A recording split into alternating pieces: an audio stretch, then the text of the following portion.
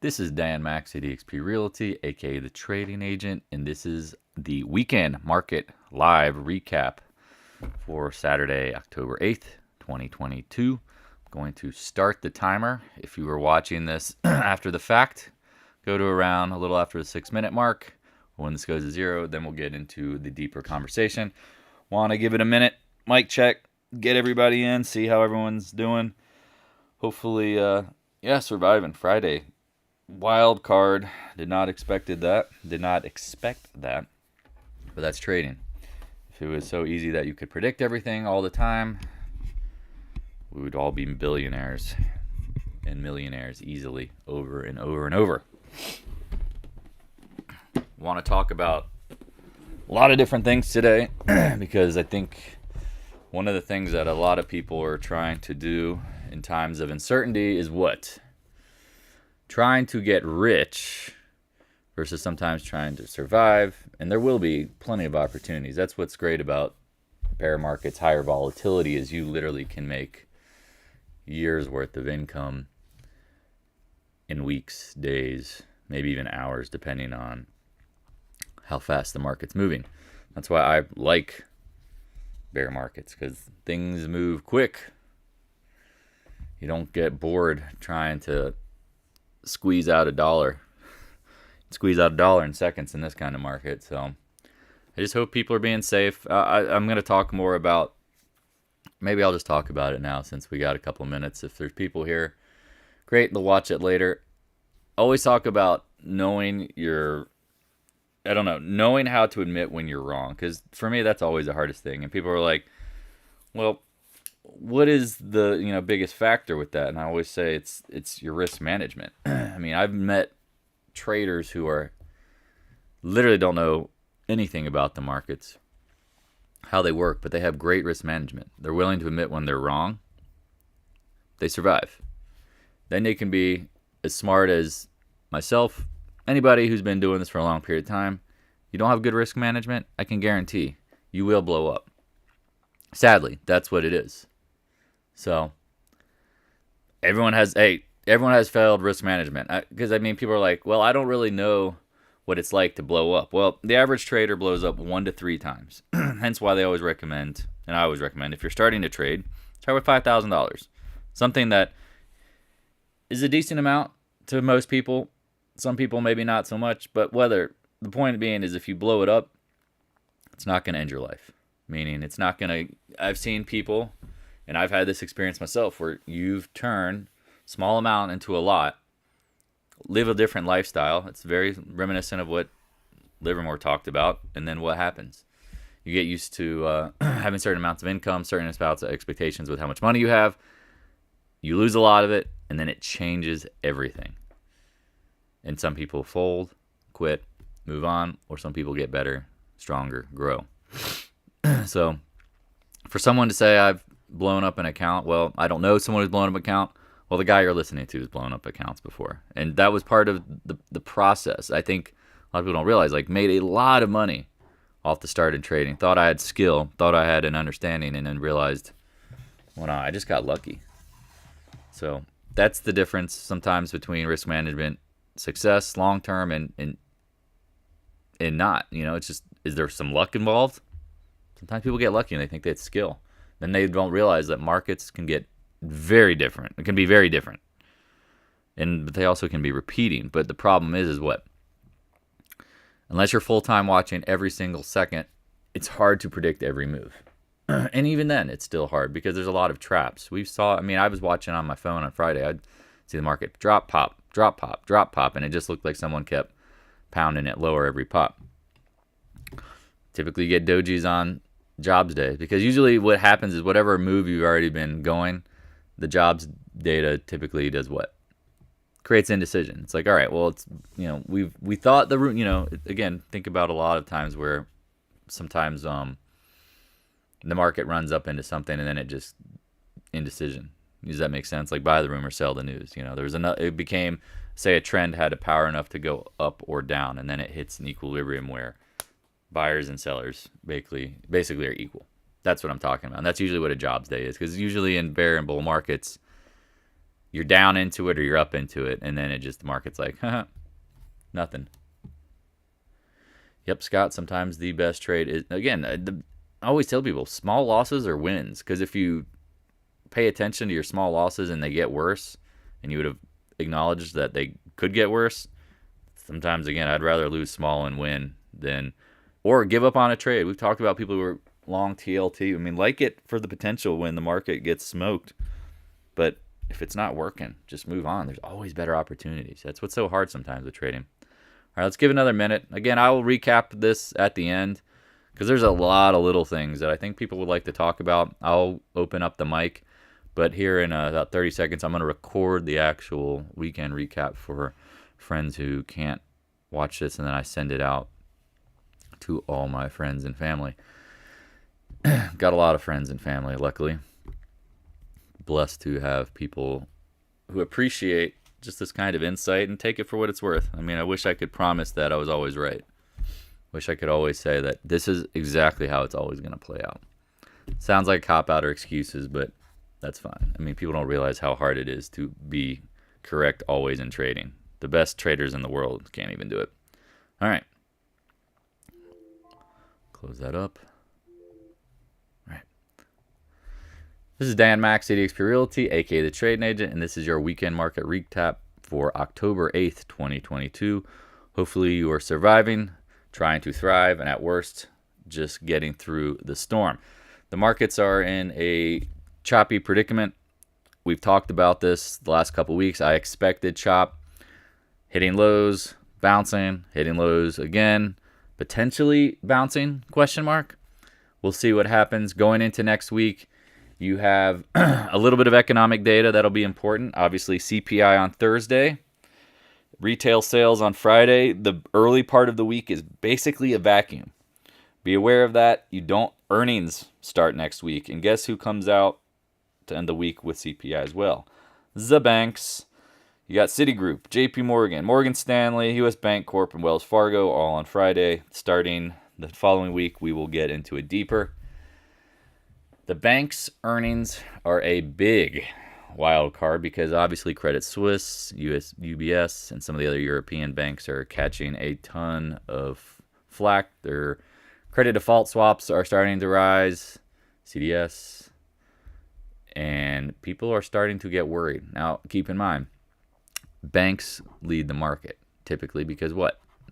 They're the ones creating the liquidity. If they're writing loans and doing banking activities, that means the economy is usually what? Growing. When it's not, it's the opposite. And the problem is now banks leverage to the housing, which I don't necessarily think is much as important as more as the consumer. I think consumer credit is the biggest issue here. Anyway, we'll talk about that when we get to some of the bank stuff, but that's just being on the horizon for that. I wanted to also let people know I had the Discord room locked up, did a pretty big purge because I want people who want to be involved. I'm not saying you have to sit here and get, post all day in the Discord room, but I'd like people who really want to learn because that's the thing. Like, those are the people that I want to help, and the people who are looking for the easy answer, people who are just copying and pasting and reposting our stuff and trying to claim it's theirs. I just don't really have time for that, And one of the things that you realize in anything, whether it was trading or anything you're teaching, when the student is ready, the teacher appears. Like, that's the thing. Like, it really is fulfilling for me to help people that want to help, not the people who just go, hey, Dan, what is the market doing?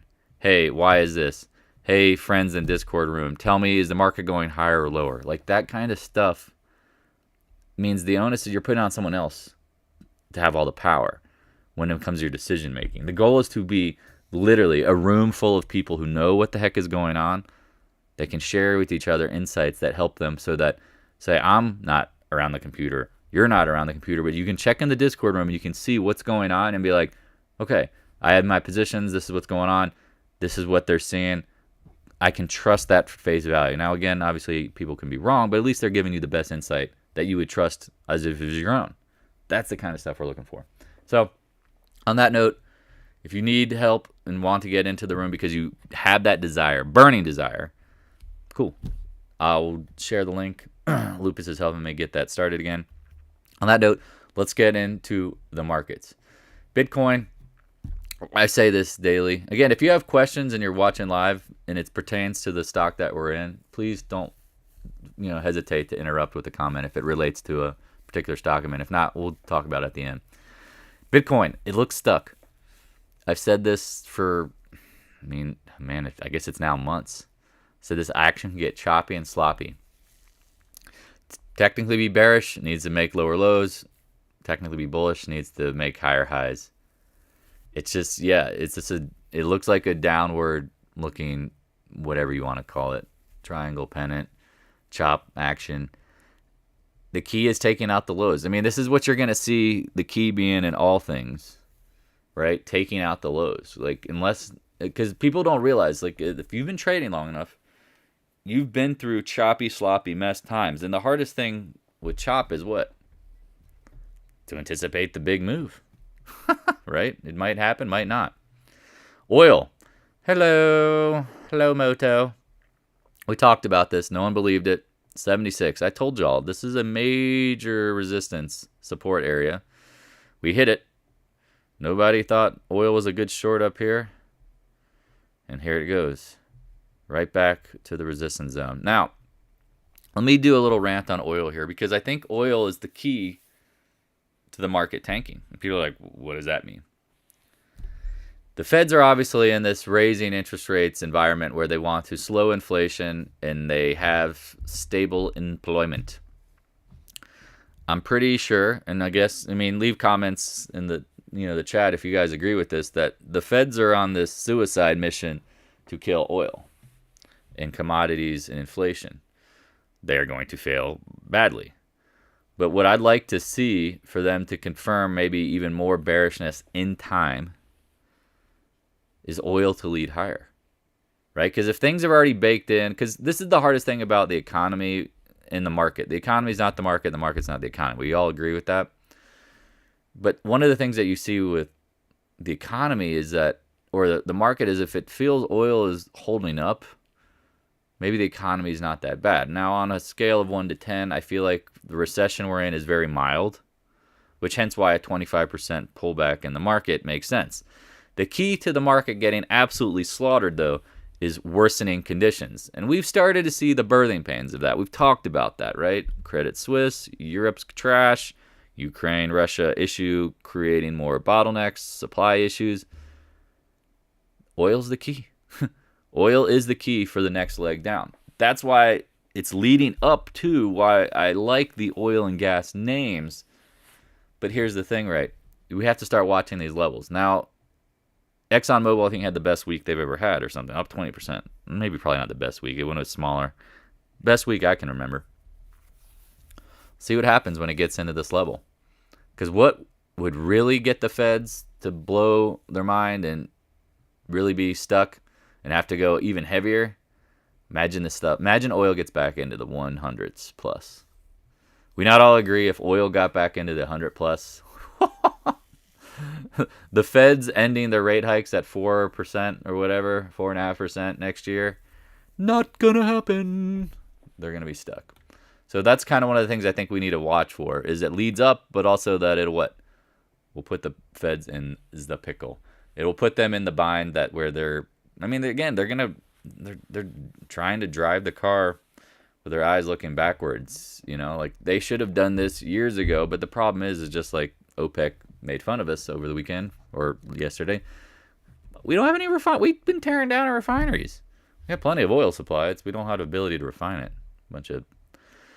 That's the real reason why oil prices will hold, or at least gasoline prices will hold up. Yeah, James, Bitcoin is pretty much, it seems like trash. I agree. It's gone nowhere. But gold's done that before too. So when it wakes up, you'll know. And if it wakes down, then it's game over for crypto, Bitcoin.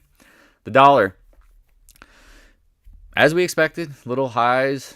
I'm going to do deeper. I'm going to go deeper and check out some monthlies here. You got this long wick. You got this hammer here forming potentially. I don't know if near term, now again, because everyone's yelling pivot, zero pivot if oil goes higher. I think we can agree with that. Because oil is the key, right? It's the input for everything. It's the biggest input for most businesses in a sense of commodity input, right? Fluctuation in that creates margin pressure. It's tough to know if the dollar's going higher near term, because I know China's talking about dumping all of their dollars. But as we've said, when debt gets destroyed and people get scared, they're not buying the euro, they're not buying yuan, they're not buying the peso, loonie, whatever. The yen, nah, it's happening. No. So at this point, one of the things that the dollar's done pretty consistently every time it comes off of a low, it either like chops sideways, retests, as you say, and it pops, it can make like a lower low, or it could do this. It could be this game, where then it goes sideways. The sideways action to me would bring on more bullishness near term in the market. But the dollar really is another key, right? Because people don't talk about this, but when the Feds are raising rates, right? They're pulling liquidity out. Or not pulling, they're raising the interbank lending rate to try to slow down liquidity. But the dollar is like another rate hike, essentially, right? Like putting pressure on the dollar changes everything within the market dynamics too, right? Because everyone, all the emerging markets, yen, whatever, they all love when the dollar's weakening. European, you know what I mean? Like people can buy American goods. America is obviously the supplier of the world in certain things, just like China can be. But anyway, long story short, there's always been a sense of stability when the dollar is somewhat strong to weak, but not going straight line monthly move. And that's the basic point of this. I would say, like, watch the 20-day. I somehow think we'll still get back down to the low 29s. Everything in my loins tells me that at some point something's going to push. There's going to be bad economic data that will push the dollar down. As we talked about, it would only get worse as the year goes on. But maybe it doesn't. This is what's so hard here, is this in-between point, right? Like, the market's going to take new lows out. You expect probably the dollar to go higher. TLT. This one has been, and then this is where you talk about, like, here, leaving trades alone. Look at the monthly. I mean, it makes sense why we should hold this area, right? In 2008, talked about you had a monster spike in the TLT because commodity prices peaked. The market started getting smoked. People bought bonds to be defensive. I feel like we're at that point where it should be a good buy. We talked about it. It just didn't work. Now, if you go look at the daily, you can see really specifically where we thought it would hold. I thought it would hold around this like trend line here around 103. You can see on, hold on, zoom out. Man, it's been so long. I can't even see it on the monthly, or on the daily. But point being is this was a pretty straight line move, taking out the lows, and thought this might be like the capitulation, right? Y'all are familiar. People who know, like we talk about, when you break a level, you go below it to set the bear trap. I got stopped out, then it popped back, and everyone was getting excited, and it's like, all right, well, now what? It didn't. I didn't get back into it, and here you go. You're basically at the lows. This little doji on a Friday, I would claim you need more information. The VIX. Yes, I will be covering all semis, all my semi names. This is what's interesting about the VIX, right? Because people are like, oh, the VIX has to go higher for the market to break down. If the big move is coming. Notice my levels. Look at this. 31 plus crash underway. Well, it hasn't been a crash, right? Like, this is why these, we've extrapolated what the VIX levels are that are important in the ranges. Now, again, if it gets to 32 and it doesn't crash, don't be surprised too. Like we've been into this mode of congestion. Well, what is the thing that, what have I talked about with the VIX back in 2008, right? Like, you had like this pop and choppy higher high action, right? Well, at some point it is going to break out if everything is going to get destroyed. I always feel like the best trap, though, is to what? Pop, drop, then go. Now you look at the daily. We've popped again. I feel like a decent little drop, because if I'm going back to the monthly, it went from 17 up to 31, then back to 20. Here, let me show you back on. This is this is the repeating pattern I'm anticipating, but I could be dead wrong here. And people are like, "Oh, why are you still slightly bullish and try and anticipate upside?" Because I'm like, this is what the VIX did. It went from 17 up to 30 and change, and it came right back to 20, then kapow up. That's what I thought might happen again here, because you got this huge gap down here at the 20 level. I don't know. And again, people are like, "Well, what's going to cause that?" I don't know. You don't know until it happens. So it's really hard to expect the market to melt down if the VIX does not get back up into the 30s. Keep in mind, right, what 31 is clearly an important level, right? We're at the make or break. Well, again, if the market's about to dive off the diving board and go lower, then the VIX needs to go higher, in my opinion. But it could also go lower slower if the VIX consolidates up here in the high 20s, low 30s. It wouldn't be like a crash, but it would just be a downtrend, like a downward trajectory market. Let's talk about the SPY. Here you go. Back down at the range lows.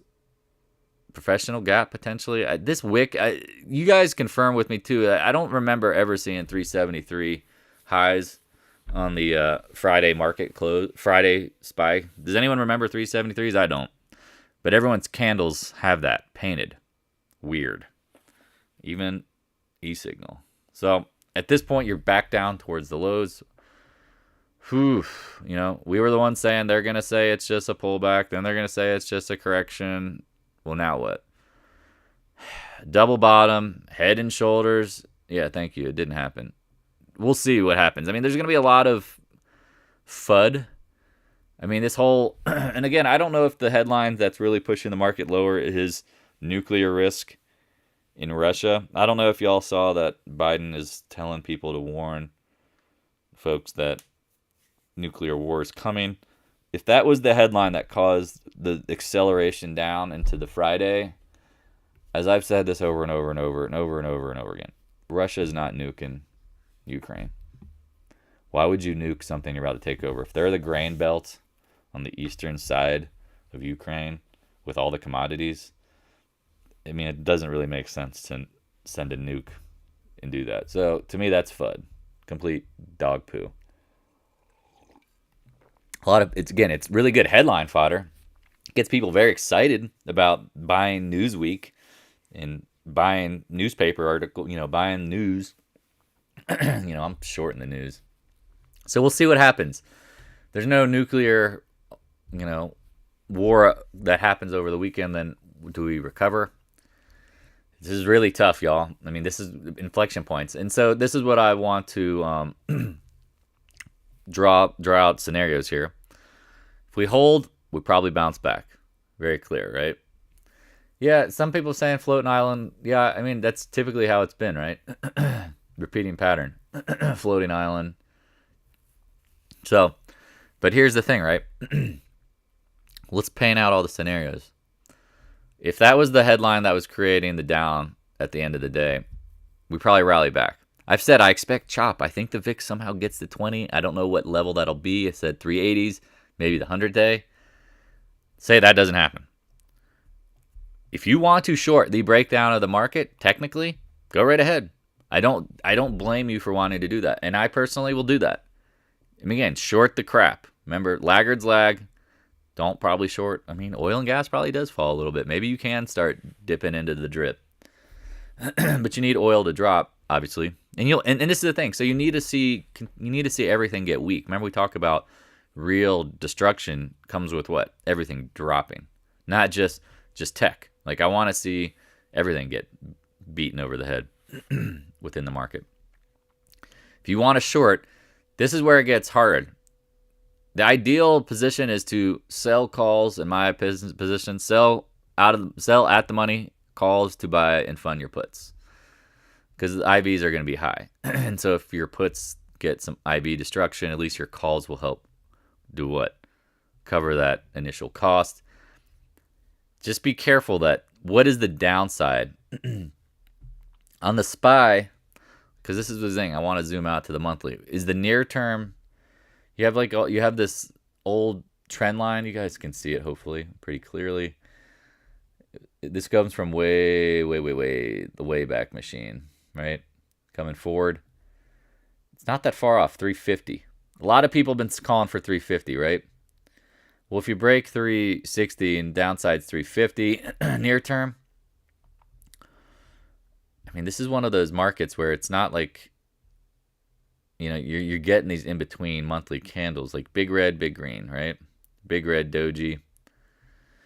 I don't know, big red chop. We're in this like weird cycle where that might be the only downside near term. So you got to be quick.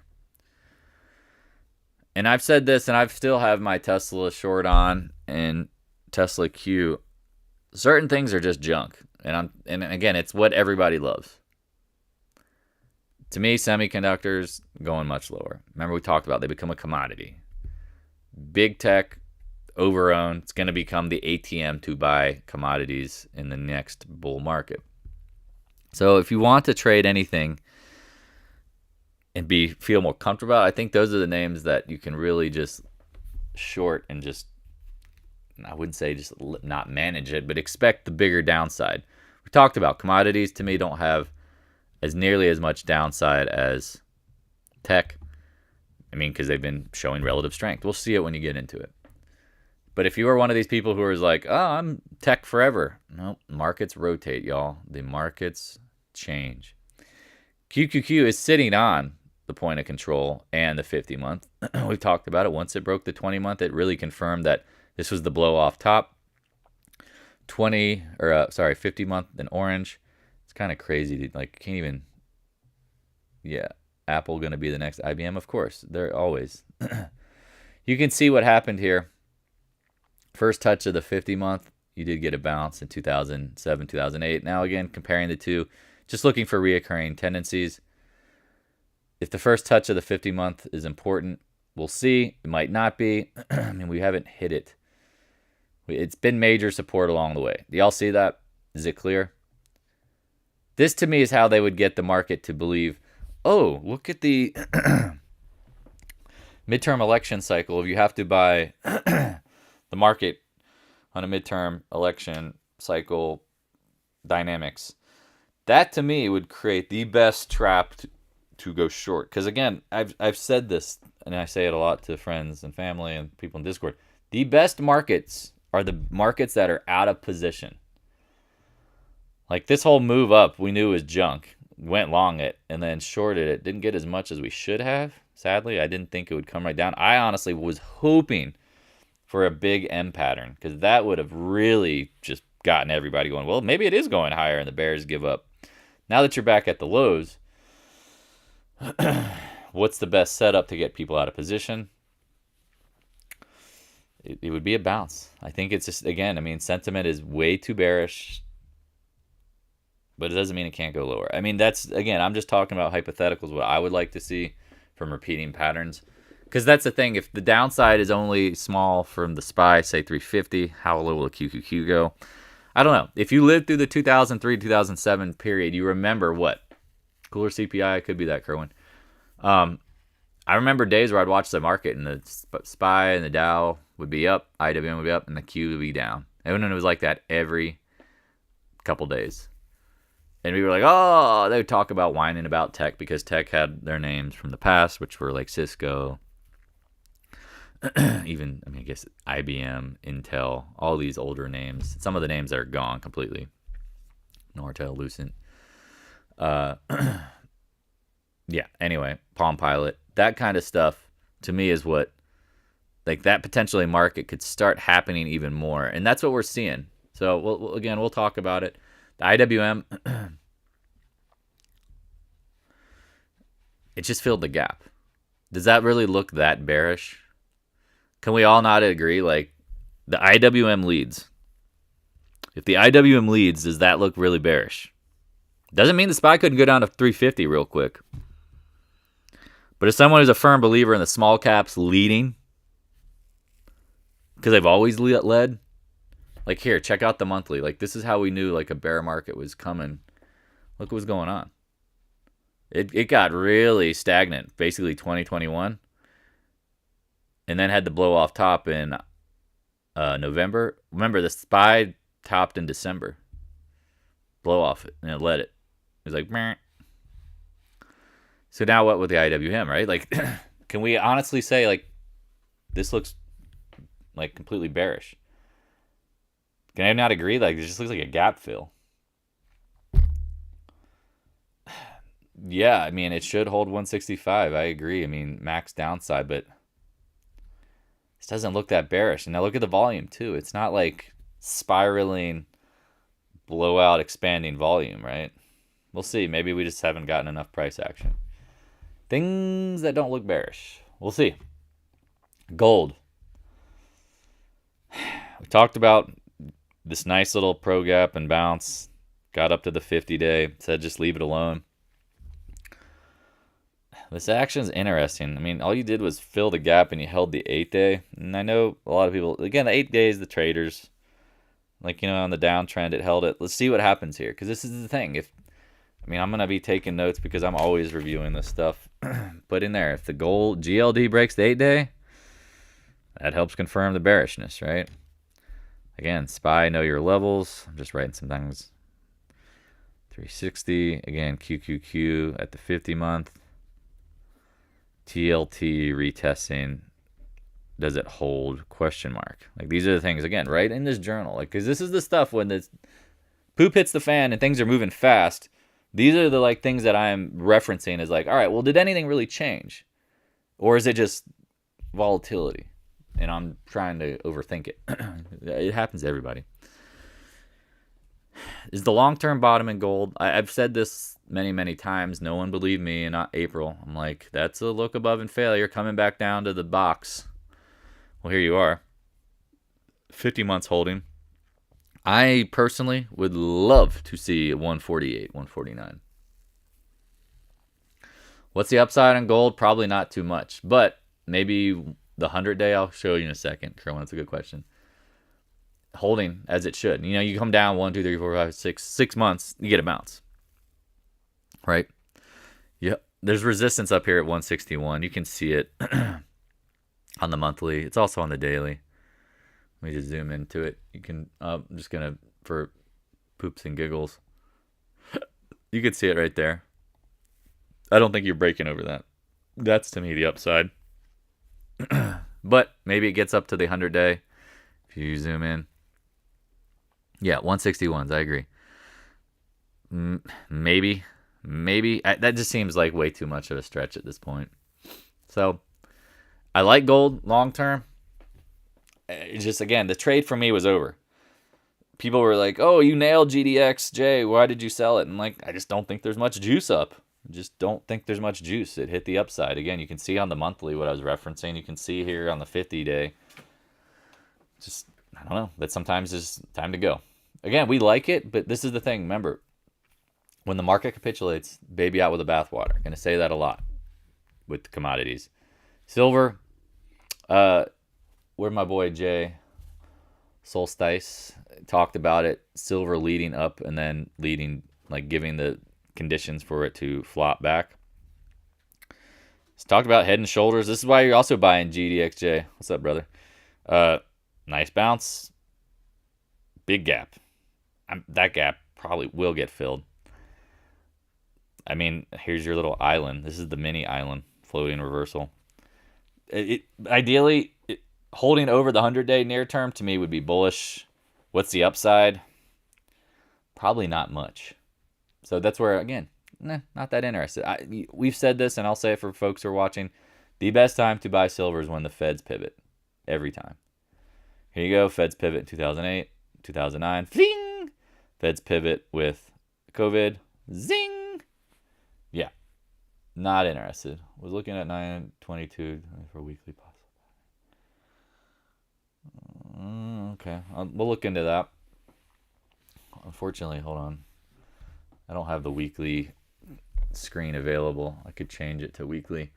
I'll look that up for you because I think that's probably, you said 9/22, 2008. Let's go back in the way time machine. Zing. Appreciate the interaction here because if you guys see something, I can't see everything all the time. Come on, load. Loading. Oh, I broke the SLV. Oh, because I went back to 1963. I don't think it was trading then. Give me a second. I think I broke the SLV doing that. It's like, uh-oh. All right, 2007. Weekly, what'd you say? 9/22, 2008.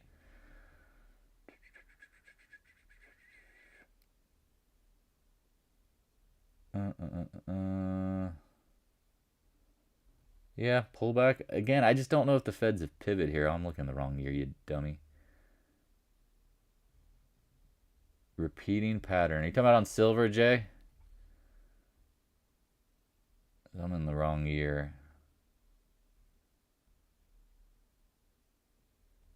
Talking about this action. The bounce. Okay. Yeah. Yeah, I could see that. Yeah, the bounce and then flop. I get it. Yeah, I mean, that's what you should expect. I mean, we've talked about that too, right? And the down move with gold and silver,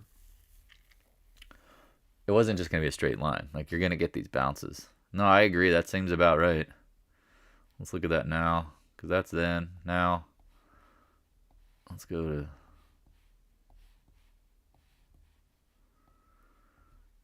Yeah, up to the 200.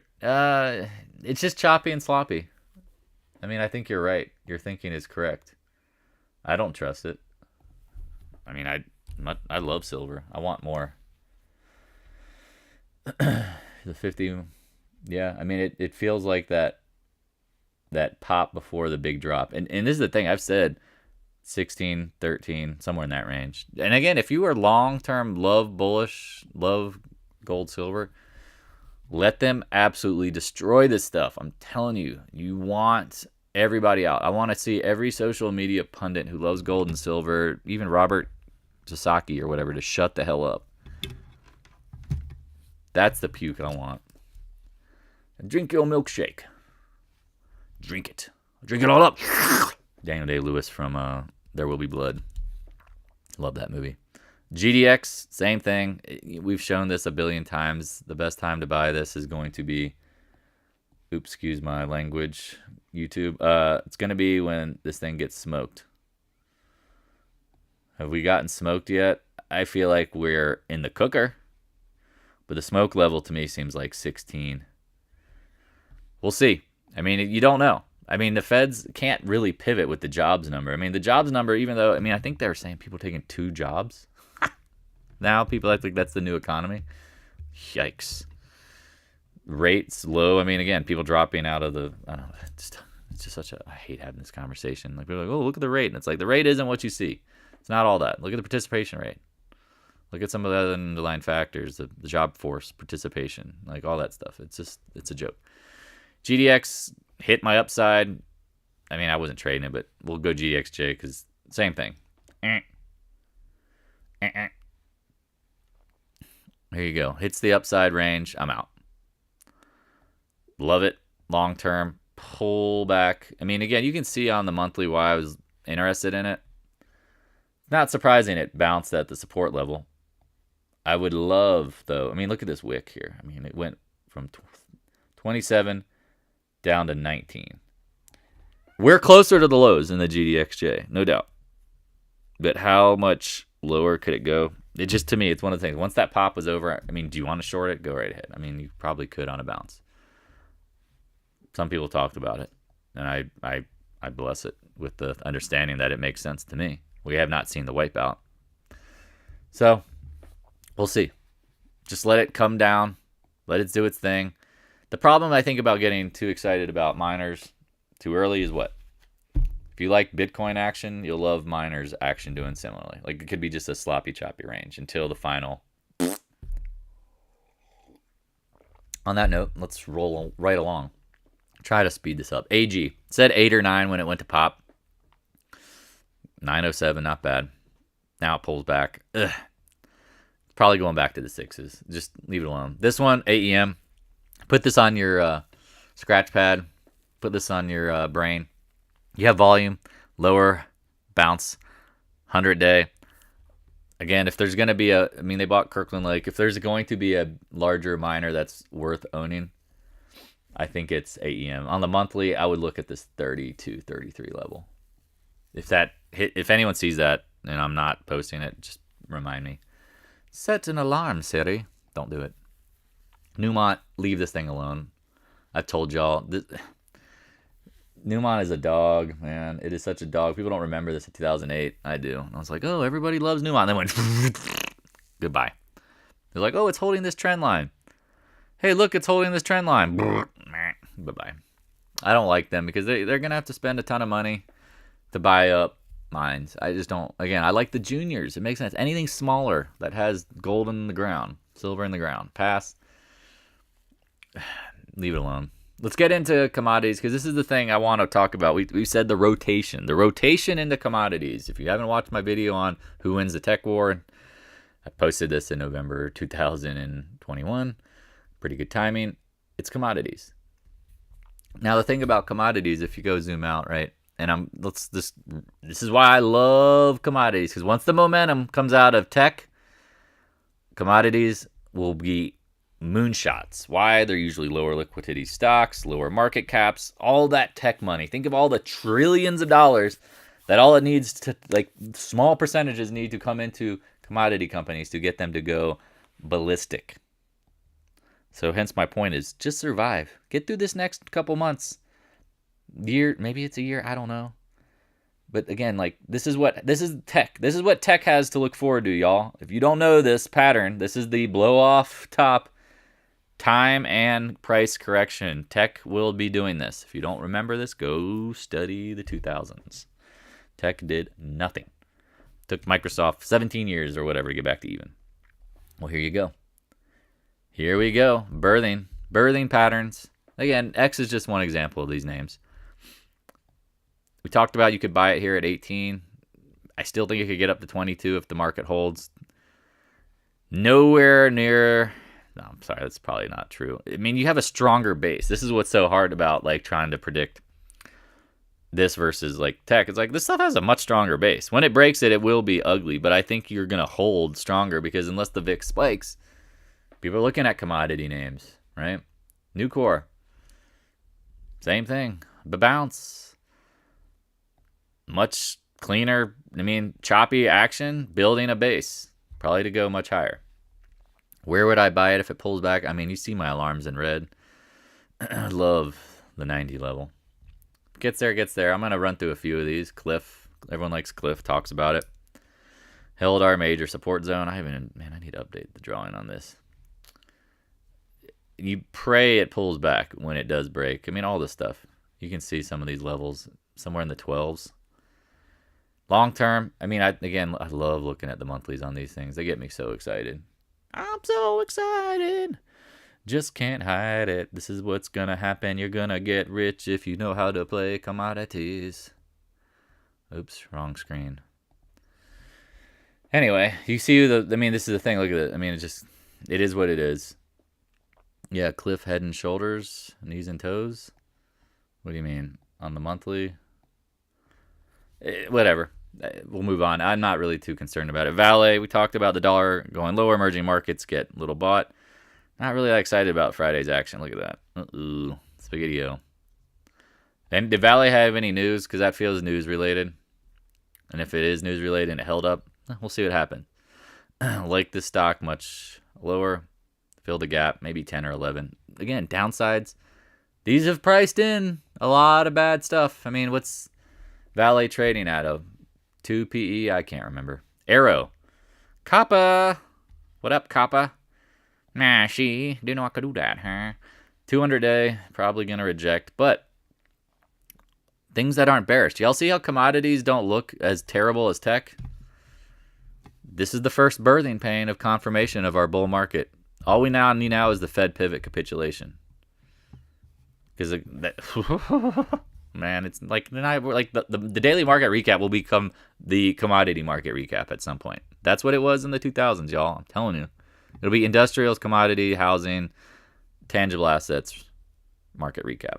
It will not be tech. If you own tech for the long term, I feel bad for you because it's not going to perform.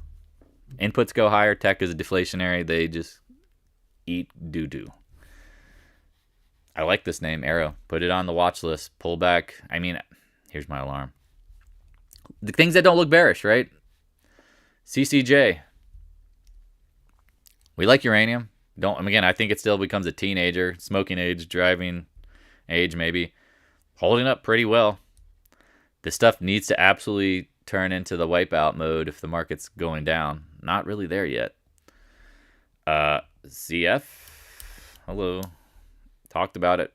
Bouncing from here. Bought that day. Ride it up. Hit our target zone. High and tight is bullish, y'all. I mean, this is the thing about, I'm telling you with commodities, if the market is actually going to hold and play this chop game, commodities are going to go up, tech is going to go nowhere, and the market's going to be boring to some people. If it holds here in the 50-day, I don't know why it couldn't go and fill this gap right back to the highs at 113. Doesn't look that bearish. Mosaic, down a whopping 25 cents on Friday. Things that don't look bearish to me. Again, like I want to see the market, if it's going to turn into the violent whip blowout mode, commodity stocks will not be safe. If they are holding up, something ain't going. Something ain't going down. And I'm talking about the overall market could leak lower, but money is rotating. Always keep this in mind. Money is not destroyed. It rotates. All of this money that's in tech that is trillions of dollars is looking for a home. And you don't realize that they're investing, they're sneakily buying real estate and commodities, but they're not going to market that. NTR, again, holding up. Doesn't look too bearish.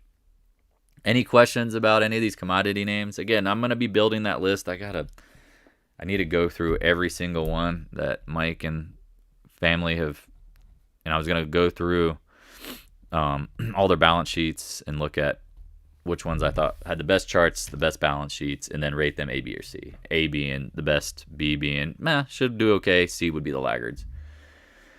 Certain countries are also loading up on physical gold. Yeah, of course, Scott. Shh, don't tell anybody that. That's what they're thinking. Let's get into tech. Now, I know this is a long video, but whatever. You're here, I'm here. Let's hang out. AMD, guides down. Man, we are at some major support here. Major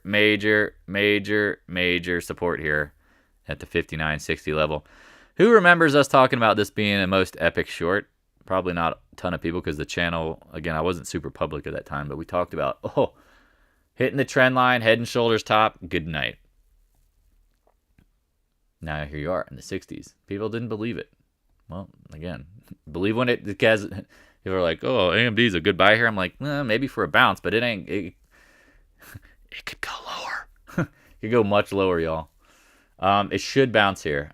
And remember, someone, I think, Kerwin, was it you or somebody else talking about how Micron guided down and they've been bouncing up?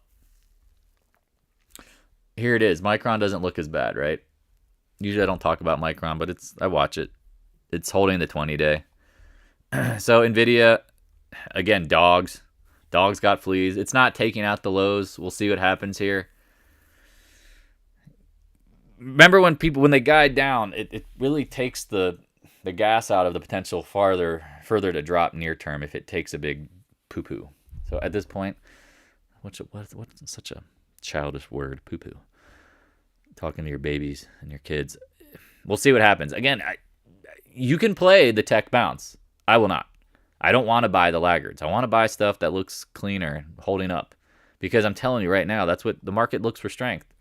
You and I don't know who really is the strongest companies and what is really going on in these individual companies. The only thing we can rely on is what? Money showing its way, right? They can't hide that, right? They can't hide that. If the chart looks good, somebody knows something. It ain't you and I. SMH, back testing the trend line. Decent volume. We'll see. All this stuff needs to take out lows to confirm it, right? If you are believing in any tech bounce, you need to see the semis hold. Apple. All right, let's talk about earnings names that hold up. Adobe, right? It's not taking out the lows. We'll see what happens here. Remember, we talked about if you wanted, you could have sold puts. That was a pretty solid play because IV spiked. When you go from 360 to 324, and then we talked about under 300. You sold the 275 puts. Ka-ching. Apple. This doesn't look terribly bearish, y'all. Look at this volume. I honestly was looking at it and going, scratching my head, gone. No, I thought we'd be down more. Did anyone else think that Apple should be down more Friday? I don't know. Maybe it's just me. It doesn't look terribly bearish. Now, I know they're pumping the crap out of it. Does everyone else get a text every day from Verizon? You have paid off 50% of your phone. You are eligible for an upgrade to an iPhone 14. Every day. Every day I get that text. They're going to be selling some iPhone 14s.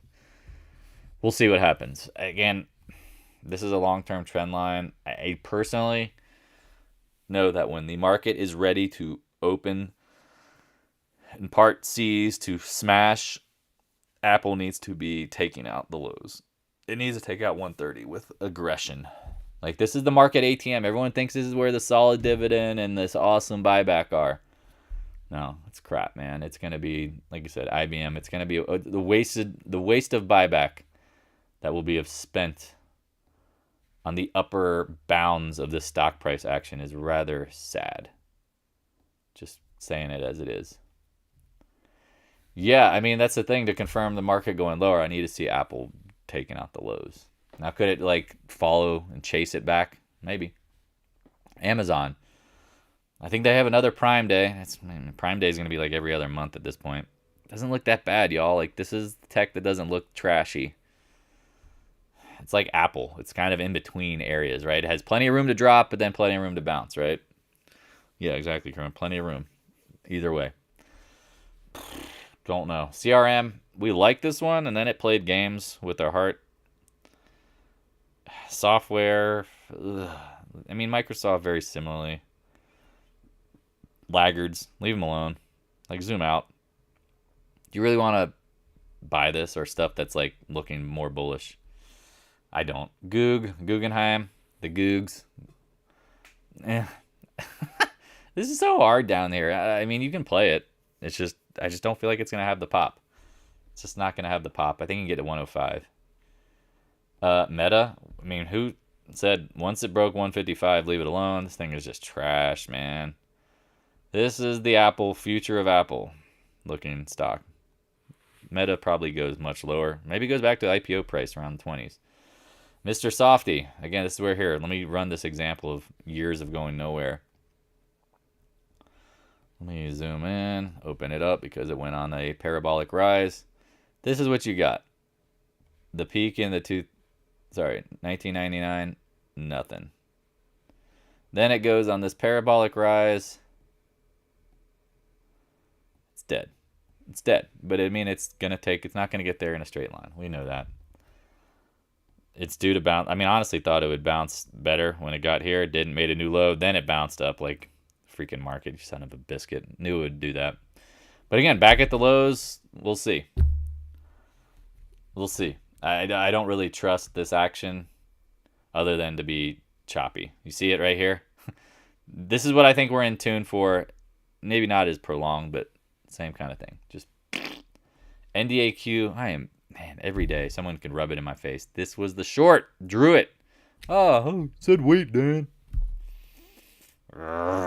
Need to see. I mean, again, I can't short the lows. This is the Coinbase exchange for the NASDAQ. It's gonna, when NASDAQ loses all of its momentum, the NDAQ is going to lose all its momentum. I have no doubt in my mind that this thing will trade in the 10 to 20 range at some point. No doubt. Are they going to start adding commodity companies to the NASDAQ? Okay. MicroStrategy. Somebody was shorted. Congrats. But this doesn't look that bearish to me, right? Like, this is what's so hard with the market. I would think this thing would be like, maybe this is day one and it's about to start. But if it holds the 20-day, things that might not be bearish. Netflix, man, they got beat. Broke down below the recent moving averages. Let me just try to clean it up.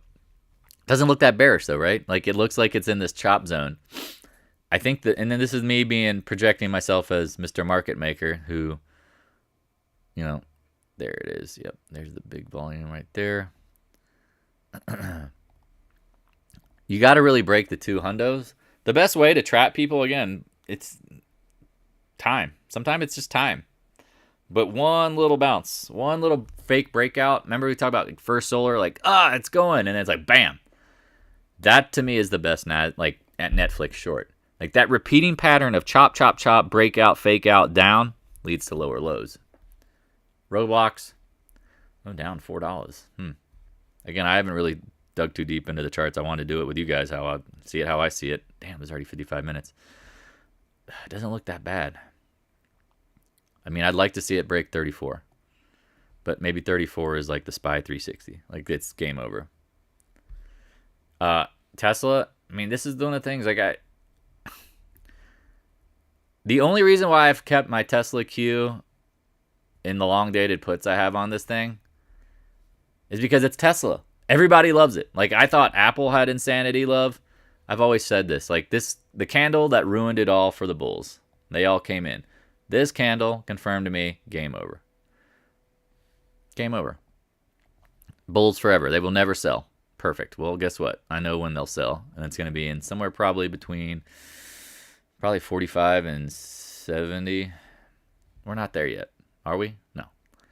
This looks bad, right? Like, this doesn't look great. But again, you got to take out the 207s. I mean, Elon, whether you like him or not, I personally, I don't mind people who have opinions that actually challenge status quos, right? Pro gap? No, usually pro gaps are at off the top, Kerwin. Like that, you know what I mean? Like pro gap off the low. Like these are more just continuation gaps or maybe novice gaps. You don't know, right? I personally think it doesn't make sense for this stock to just continue to go down a straight line. I mean, 300. I mean, it's lost 100 points. It's lost 30% of its stock value, right? Probably due to bounce. This is what we'll have to keep an eye on. Now that you've seen and rolled through tech, it doesn't really look that good, right? Let's roll into XBI real quick. I'm trying to move faster, but oils, I'm sorry. I didn't even watch this and be like, you're just rambling. No, I'm trying to dig deeper. It's the weekend. You know what I mean? Like, it doesn't look that bearish to me. No. Right? I don't know. It doesn't look that bad. I mean, it's just holding this area. We'll see what happens. The volume not, like, epically opening up the dam. Maybe you need another candle. Financials. Remember, they have earnings next week. At the lows, this is here. This is one of the things about stocks going into earnings. If they're at the lows, they might pop. This is what might lead the market higher, I think, for like a week or so, even into OPEX. If the financials come out, what happens? And they, of course, sugarcoat and sweeten everything to make it sound rosy and yummy. Maybe they bounce. Need to see the financials break the 30s. Morgan Stanley. I mean, right at the recent lows does not look that bearish. JP Morgan, now this is the dog, right? They don't have a buyback anymore. It looks like it needs to hold the 105s. I mean, it's hard to be incredibly bearish without the financials just opening up the dam or breaking the dam. This thing looks like crap. We all agree on that. Whatever. Let's get into the new favorite, solar. It's tan. Getting burned. But a small amount of calls on the 200-day. Yesterday's move, ouchie. I got a few weeks out on them. I am not optimistic. Again, I mean, you have to remember, when you buy options, you will get total losses every once in a while. I don't have a ton. We'll see what happens here. I think this has gone a little too far, too fast, considering oil's holding up. I could be wrong. Could be wrong. We'll see what happens here. It doesn't look terrible. It doesn't look great either. Is this a novice gap? This is the question you have to ask. Like, I'm going to put this in there and we'll revisit it, right? Because if oil and gas hold up, solar inherently will, right? Because people are like, oh, if you got to buy alternative energy. No, right? No. We'll see what happens. ENPH, people have been trading it, and someone talked about it having this fill the gap kind of moment going into earnings. Is this near-term capitulation? Because again, if this thing's bearish, it needs to take out new lows. Now these candles are showing indecision, which could be the point of turning, right? Like, I'm trying to find a. I mean, you had no, not really there. We'll see if this is a repeating pattern. Again, I don't know the stock as well, so we are learning together. No, not really seeing much. Me just looking at technicals. When you have a big down move and then you have this action, it doesn't tell you for sure if it's going. Right? You don't know. SEDG, we've talked about this one. This is being the dog. Making lower lows. Well, put this on your radar. I think we all see what's going on here. You're near the range lows. Does it bounce? I don't know. I mean, this thing went from 320 to 209. Not necessarily, because it is a piece of junk. We'll see. First Solar. Hey, we've been trading this one pretty solidly. I still think the big down is coming, but we need oil to come down. I love that formation. To me, it's because it's the same thing on the lows. Flip this thing upside down, and this was the bottom, and you take out the low, and you come right back. I think the hardest thing right now with First Solar and everybody who, again, I don't like how the solar short has now become popular. It's like, damn it. It's like we talked about this 2 weeks ago, and now everybody's shorting it. I don't think it's going to do what it's going to. I think it, personally, I think it's, I mean, every time it, now, from now on, every time it gets 137 to 140, please short it. You have my blessing. Just be careful. Because I think it could play this game where it holds up. Because if the market does hold up, oil holds up, gas holds up, it might not open the dam. Is that all right? Does that make sense?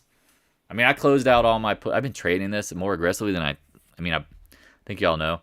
Shorted up here, closed them out. Bopped, closed them out. Someone said, I closed out 132, I think. Someone was like, oh, it's going lower. Hey, congrats, you were right. Market absolutely opened the floodgates. But look at Friday's action, right? With the market imploding, does First Solar look that bearish? Can anyone honestly say to me that it looks terribly bearish? High volume doji in the point of control? You don't know. It's one of those things like more information required. Like you would need to break below that to confirm it. You can't say with like certainty like this really looks like it's going lower at the moment, unless the whole bear trap or bull trap just opens up. Let's end it with the oil and gas. I apologize for a long video, but this is the weekend. It's the weekend. This is the time to do this stuff. Oil, we talked about, obviously, 90s. Could it go 100? This doesn't... It looks like the 100-day, right? For the USO. Again, I really hate charting this thing too hard. Because, again, it's a crappy ETF. It's like UNG. You got to be careful. It just doesn't, at this point, the wick on Friday need more information, you know. You prefer to see it like that to look bearish, right? Like, but could it play this little game? Maybe. But, or is it in this like, here, is this the candle right here? Right? Like this looks very similar coming off a low. This candle on 525, 1226. Could it be just a start of an again, I told you, for the market to get beaten down, we need to see oil continue to go higher. I'm telling you. We really need to see oil continue higher to put the Feds in this pickle where they're just like totally stuck. That's what we want to see if you want the market to implode. UNG, it was looking so promising. Hits up, pulls back, chop. Can't really call it bearish or bullish at this point. Need to break the 200-day.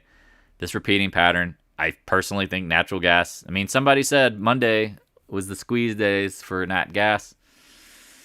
Remember, it's the fall. It's starting to get cold. People are going to start rethinking about nat gas. We'll see what happens. Because if oil's rising, this is going to follow at some point. This is going to be in the same kind of dynamics. Right? Gets very obvious to me that this is an easy trade if it holds. 26s seem very logical. Because you could make the case so many ways. This is a head and shoulders bottom. You could say this is a his and hers double top. Here's a head and shoulders top. Getting pretty volatile. Just let the levels talk at this point. Too bad it could not clear over the 24s. Coming right back. Wah, wah, wah, wah. XOP. Things that aren't bearish, right? Yeah, Scott, I think dip and then pop. Talked about mid 140s. Thought this would be like, we'd get here and fail, but it's like, nope, stuff continues higher. Remember, the market does what? It does not reward, there's nothing safe. Well, does this look really that bearish? If the market's, you know what I mean? Like, is the market taking everything down? Oh, it feels kind of like this kind of crap. I'm not saying we go back to 170s. I don't know that for sure. I just don't want to be early buying drip. because people are running to oil and gas for safety. Hopefully, and that's the thing. Leadership leads. The market does not open the dam for lower lows. They're going to buy this stuff. I mean, let's just run through a few of these names, right? ExxonMobil. Somebody was shorting it down here. It's like, I don't know about that. And then it rips face. Hopefully they got stopped out and they're okay. I've said this now, and I'm putting me on record. It, to me, feels like we're going to new highs on ExxonMobil if the market holds up, because this is what people are piling into. Like, think of it just like a tech name. Like, you know, certain times of the tech bull market, everyone just piles in. Oh, it has one red candle. Well, Jesus, it went from 87 to 103. Monday, gap. I mean, profit taking. That's all you can really say about that, right? We'll see what happens. Occidental. Every time Buffett buying. Doesn't look that bearish. He probably sold his calls and Jesus, stop it. Sold his calls. And then what? I don't know. Could you draw it that way? I mean, there's a lot of ways to draw it. I don't know. Doesn't look bearish though. PXD doesn't look that bearish to me. I mean, I know it looks like a double bottom, and honestly, it just looks choppy. We'll see what happens. It gets to 260s, then we'll roll it and stop the recording on EQT, a gas name, holding the 100-day.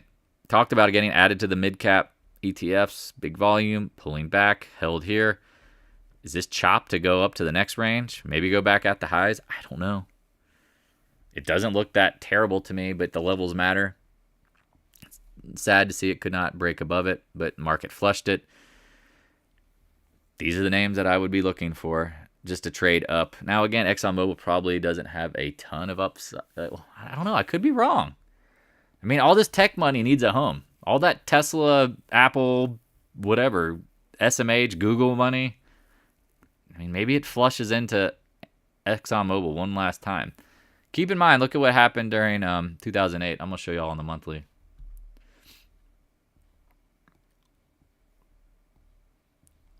I mean, it peaked as oil was peaking, right? This is interesting that it's moving to new highs at this point in juncture. Tough to know. I mean, wide and loose. I mean, it makes sense that it's probably going back at the highs, but then after that, again, the market is not going to be going lower and ExxonMobil going to new highs. Does that make sense? Be aware. All right, I'm going to stop the recording. Let's chat. I hope you have a great weekend. Please just, I'll say it over. Your risk management has to be more important than your trading capacity, because again, you're going to be wrong. It's how and what you do when you're wrong that matters. All right. Talk to y'all later. Stick around. We'll chat for a couple minutes. All right. What's good? Let me read some of these comments. Yep. SPR is coming to an end. I don't know if this SPR is coming to an end. I don't. Again, I mean, what percentage is it still full? 65 or 70% full? That doesn't sound that empty to me. 70% full is not that empty to me, Scott. And knowing these jackals, when they tank the market, that's probably when they'll buy oil back. Hence, which will give it a nice floor. Probably in the 60s. I've said that 1,000 times. I just wouldn't rely on that filling the SPR back quickly kind of thought process. They're playing a bigger game. The retail mindset of, oh, they're going to buy back oil at the highs. No, probably not. That's why I believe the feds are going to tank the market at some point. Try to kill oil. They'll do it because they'll get margin to have to capitulate. They'll just have to take everything down with it. But they'll be unsuccessful long term because they'll just give up. They'll be like, well, that's not really working. And they'll either pretend that green energy is the future and it's not, or not near term, because there's no transition plan. Like, it's just like, oh, you're going to cut off oil and turn on the batteries. Okay. What fuels power? I don't know. Any questions? Yeah, this whole reserve buyback thing, I'm telling you, they're not going to do it. They're all coordinating. together to push the stuff down lower at some point. As I've said a dozen times in this video, let oil go higher to get them to have to smack it down. They'll try. They'll give it a good old college effort. Agreed? It's really hard to believe that. And again, if you want to believe this, because this doesn't confirm previous past, is that oil will go higher and the market's going to go tanking lower. Again, commodities, nothing's safe. Like we talked about, nothing's safe. When the VIX spikes from mid-30s up to whatever crazy number, 150. Yeah, I saw that guy buying all those calls, or I've seen that trade. Oil ain't going to be safe, guys. Oil ain't going to be safe. Can you look at Ego? Ego. Is this old Enron? Enron, oil and gas.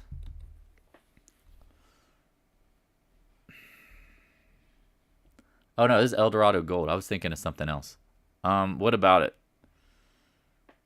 I see. I just don't like these names that look like they're dead money. Like, these monthlies just look like trash to me. I hate the juniors that look like this. Because this is when their peak gold production probably was. Now they're just pulling out dust. They're pulling out dust and farts out of the ground. Probably drilling. They're finding more oil than gold, probably. I look at the daily. Man, it's just following. Just following. Again, I don't like... Now, again, this... I'm trying to... What's the best way to describe this? I want to find the leaders in the metal sector. Y'all get that? Like, we want to find the ones that are holding up the best. Like, I don't want to look at the monthly and go, what the hell? Okay, well, you guys clearly peaked here. I don't want the clearly peaked guys. Because, again, if you think about, like, other commodity names, say, like, U.S. Steel or Nucor, like, you know, like, they're diversified. They're not just, like, miners. Like, they've got businesses related to commodities, right? Yeah, this stock to me is just, I mean, you could buy the GDX or buy the GDX. I mean, it's no different. It's just the price point from 5 to 6.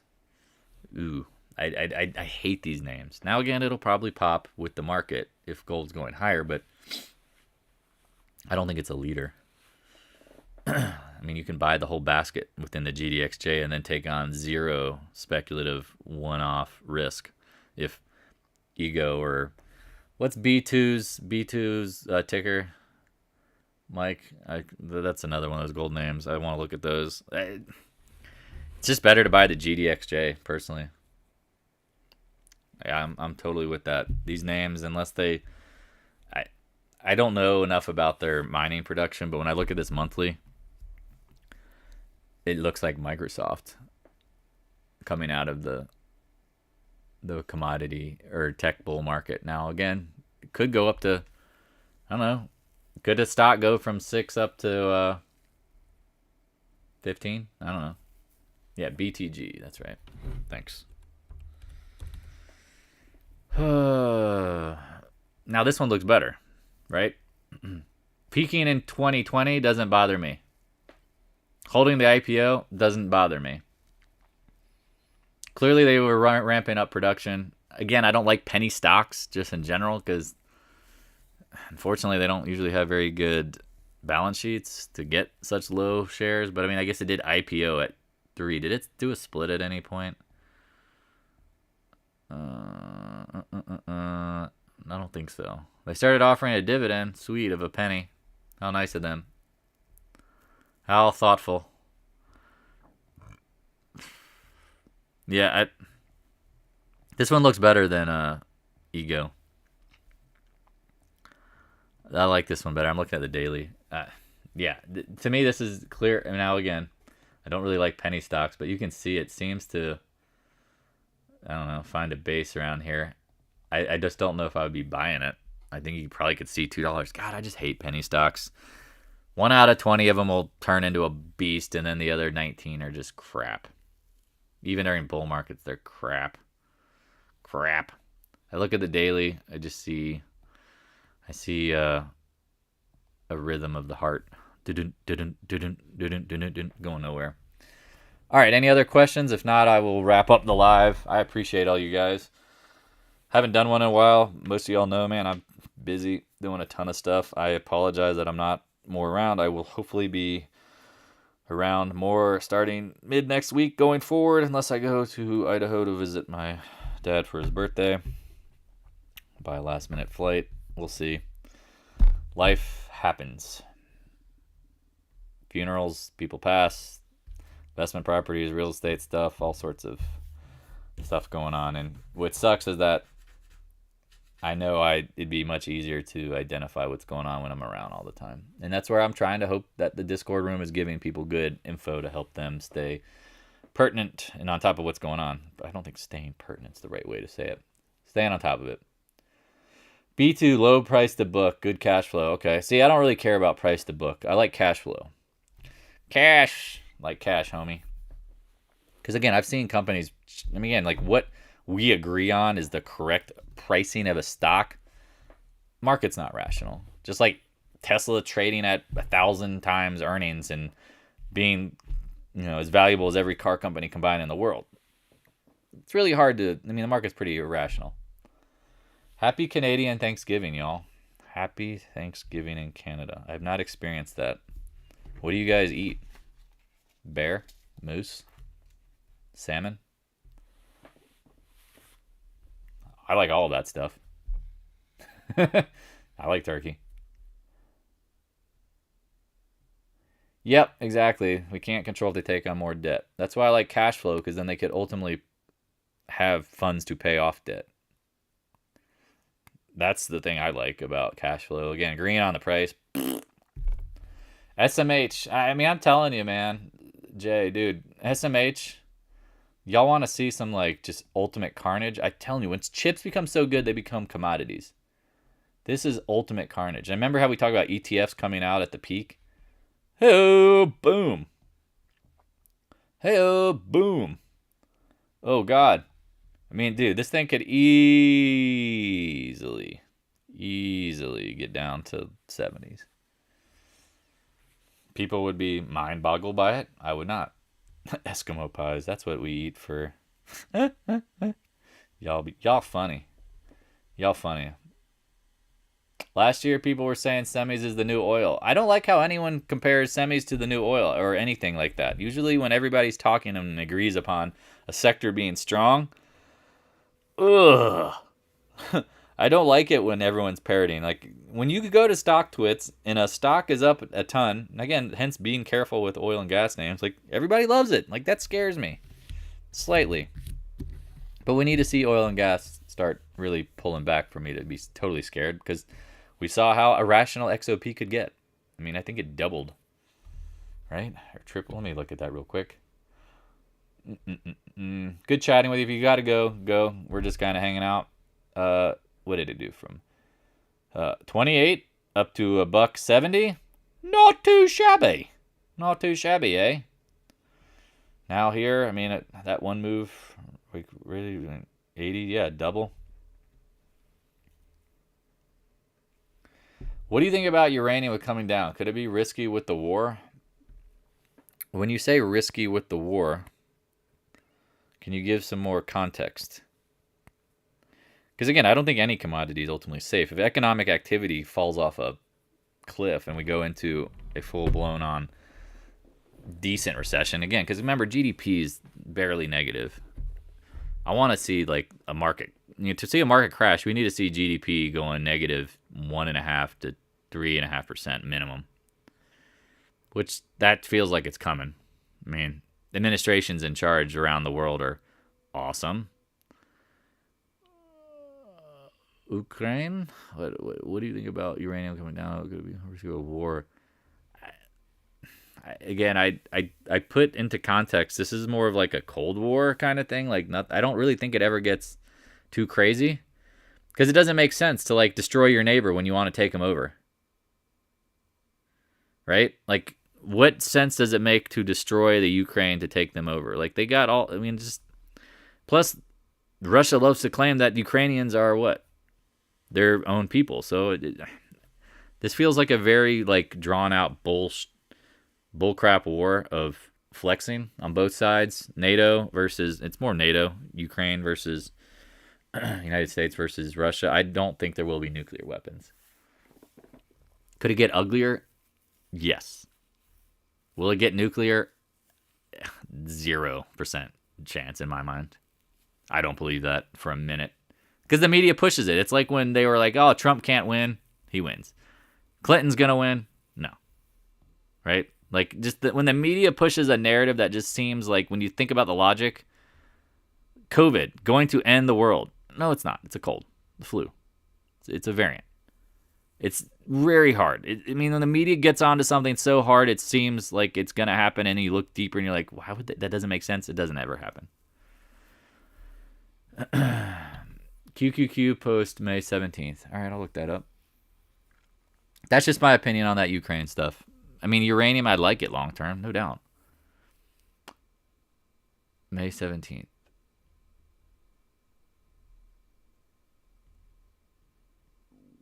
Oh, and then a bounce. Is that what you're saying? March sell-off. This week's action looks like May 17th. Yeah, no, that's kind of what I'm thinking here, man. I've said that, chop.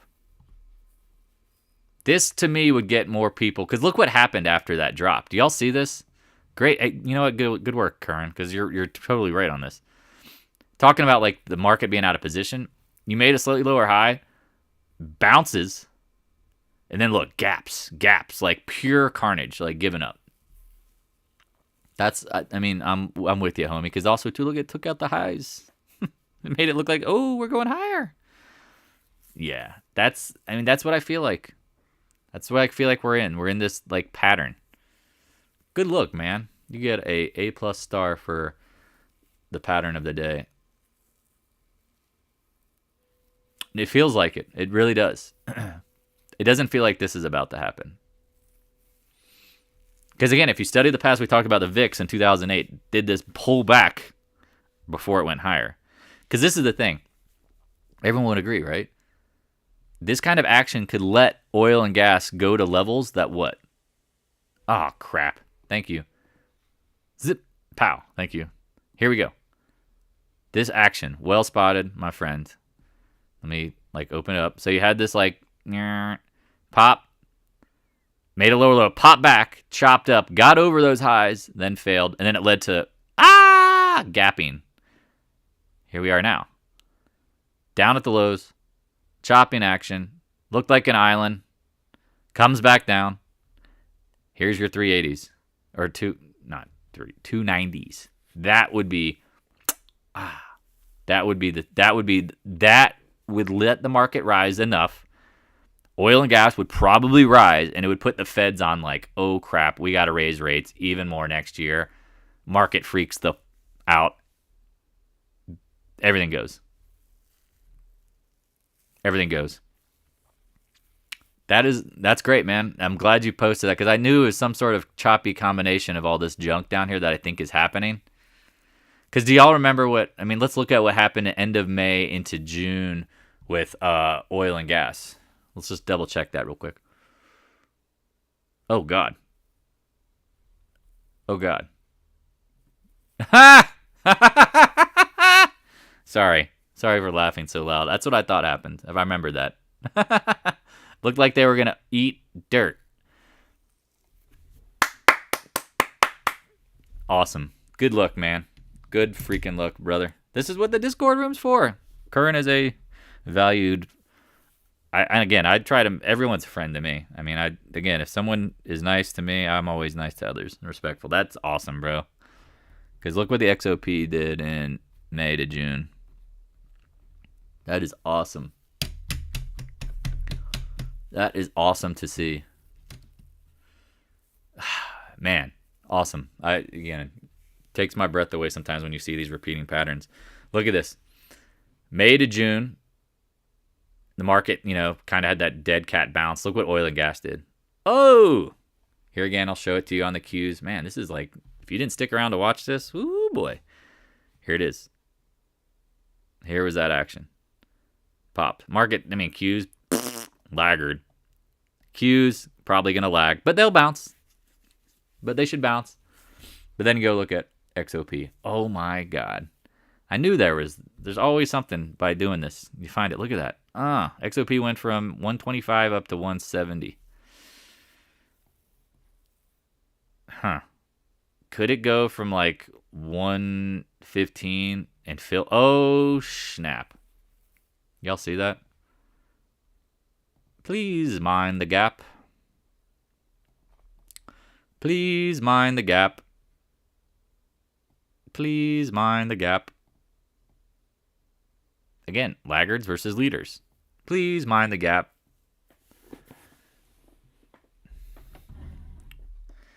Oh my God. I love, again, there's always something in the charts. You dig deeper. Fill the gap. All right. There we go. I mean, do you see why I don't want add OneDrive? See why it's like stick to oil and gas? I don't know about gold, silver, all this other stuff, but man, there's probably only like 20 people watching this. And guess what? Now you see how digging in releases the repeating patterns. Love it. Any questions before we go? Man, that could take, I'm just trying to look at like EQT real quick. Oh yeah, that easily could take you back up to 50, 48. Probably takes ExxonMobil. Man, maybe it, hold on. Check this out. Oh, too steep. Too steep. Maybe it's this guy. Hey-o, there it is. Let me get this trend line out of here. Maybe it takes you up. There you go. Maybe you can get up to that. Just kind of ballparking, blasting through these. Now that this has just obviously caught my attention. Oh, yeah, you can easily get up. Yep. Okay. Would you buy Gush, then switch to Drip? Yeah, yeah, of course. Yeah. When it's time, yeah. The Drip is, I think you're going to see Drip. Let's kind of just ballpark it from, if this was the previous low down here in May, June of 13, and we know this is a decaying piece of junk, you probably see it in the 11-12 range. Can you translate your discovery? ¿En qué lengua, mi amigo? En español? What do you mean translate your discovery? My discovery is that it just seems very obvious that oil and gas is going to repeat the May to June move, if that's the best way to describe it. If you're looking at, again, I'll show you one more time, and then if there's really any other questions, look at the QQQ, what it did. Down, chop down. Did this, made a popped into June. Now, again, this all could be like in much quicker time frames. This could be in like a week, 2 weeks going into OPEX. Bounces up. QQQ, lag, not that great. Check out XOP. Is there a Spanish version? Yes, I do a Spanish version at nights. Here you go. Oil and gas, May to June, new highs.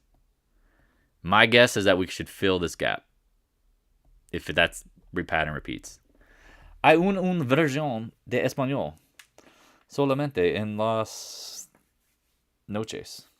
No, I know Spanish. I used to know it really well. I can understand it. I don't speak it as well. Hey, did that help, my friend? Was that a good enough translation? Just want to confirm that was very clear. Anybody unsure? If not, we need two.